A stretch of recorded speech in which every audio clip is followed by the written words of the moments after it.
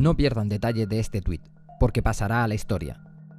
En este mensaje de 26 palabras del 14 de enero de 2020, la Organización Mundial de la Salud aseguraba que según las autoridades chinas, el virus neumónico reportado 2 semanas antes no se transmitía entre humanos. Con la ventaja del tiempo, se podría decir que la OMS tuvo un ligero resbalón, y algunos defenderán que quizás en ese momento no había evidencias y había que ser cautos. Sin embargo, había quienes sí parecían tener indicios y sospechas. Indicios y sospechas que tanto la OMS como las autoridades chinas decidieron omitir por diversas razones. El 30 de diciembre de 2019, el mismo día que China reportaba varios casos de la extraña neumonía, el doctor Li Wenliang, un oftalmólogo de Wuhan, escribía en un chat con colegas que su hospital había diagnosticado un caso de algo muy parecido al SARS, otra epidemia de coronavirus que también se inició en China en 2003, y advertía que como aquel podría ser contagioso entre humanos. El 1 de enero de 2020, solo un día después, a 900 kilómetros de Wuhan, el gobierno de Taiwán enviaba un comunicado a la OMS a través de la ONU, expresando sus temores de que el virus pudiera ser un nuevo coronavirus con potencial de contagiarse entre humanos. 2 días más tarde, la policía china se ponía en contacto con el doctor Li Wenliang y le advertía por esparcir rumores infundados sobre el aún desconocido virus. En los días siguientes, Taipei decidía cancelar miles de vuelos de Wuhan y otros lugares de China, y ponía en cuarentena a quienes tenían síntomas sospechosos. El 7 de febrero, Li Wenliang, de 33 años, moría infectado por el coronavirus, ya conocido entonces como la nueva versión del SARS. Y a 15 de abril, Taiwán, con una población de 24 millones, apenas tiene 395 casos confirmados y 6 fallecidos, de los más de 2 millones de casos y más de 120.000 muertes registradas a nivel mundial. Tras estas decisiones y la fe ciega en las investigaciones y medidas chinas para controlar el virus, muchos se preguntan si el gobierno de Xi Jinping está manejando los hilos de la Organización Mundial de la Salud para controlar el relato de la pandemia. Una pregunta difícil de responder. Este es Aso Taro, viceprimer ministro de Japón, quien a finales de marzo decía esto en una sesión parlamentaria.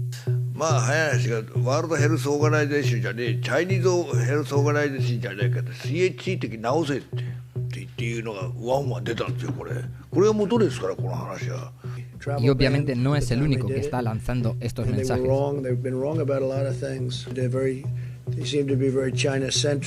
Para muchos, la influencia de China en la OMS es más que evidente, y se demuestra con la exclusión de Taiwán como miembro, e incluso con lo que parece una especie de veto para pronunciar el nombre de la región, cuya soberanía reclama China.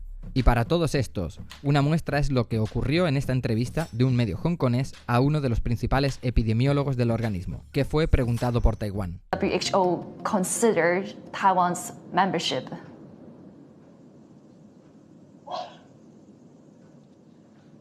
Hello? I'm sorry, I couldn't hear your question. Okay, yeah, let me repeat the question. No, that's okay. Let's move to another one then. Right, because I'm actually curious on talking about Taiwan as well, on Taiwan's case. El consenso es que durante los últimos años, Occidente ha ido descuidando la OMS en favor de otros centros de poder más relevantes, como el FMI, la OMC o la OTAN, y dejando a la organización al borde de la irrelevancia operativa y con un menguante presupuesto. Así que, tras el brote de SARS de 2003, China habría comprendido el verdadero potencial de controlar este mamut administrativo en casos de crisis sanitaria. Un mamut que ahora tiene forma de altavoz con el que controlar la narrativa del coronavirus y cuyo speaker principal sería el presidente Tedros Adhanom Ghebreyesus. For this noble organization to reclaim its trust from member states and from every citizen of the world. Pocos días después de que China pusiera en cuarentena a 57 millones de personas en Wuhan y la provincia de Hubei, el presidente Tedros visitaba a Xi Jinping en Pekín. Allí, el líder de la OMS lanzaba un mensaje de tranquilidad. Estamos en buenas manos. La alerta global llegaría más tarde, el 30 de enero, en otra reunión extraordinaria en la que Tedros aseguró que China estaba fijando un nuevo estándar en el control de pandemias.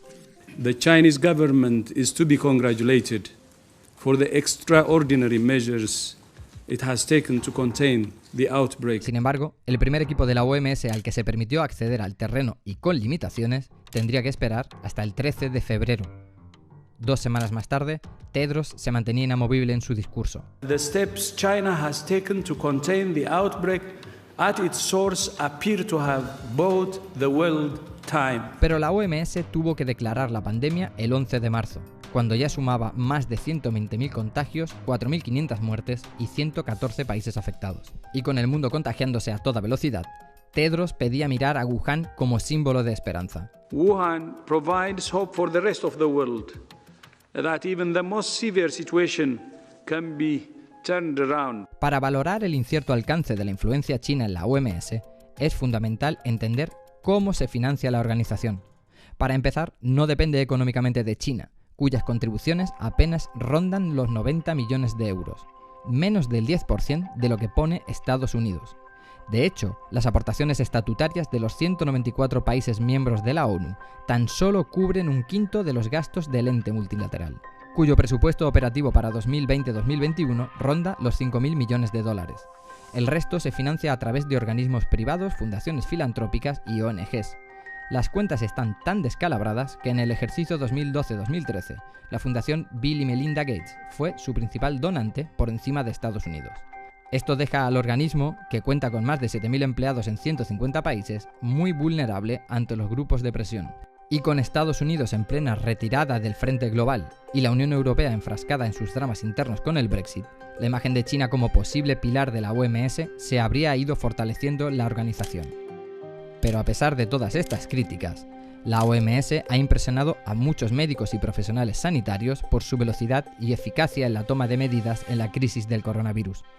Además, hay quienes piensan que las intervenciones del presidente Tedros deben ser interpretadas en clave diplomática, como pequeños gestos para lograr la colaboración de un régimen hermético y autoritario en un momento tan delicado.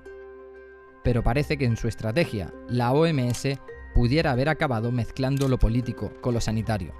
Para muchos, Tedros se ha erigido en uno de los defensores a ultranza de la draconiana vía china para controlar los brotes, aceptando de forma acrítica sus cifras e informes.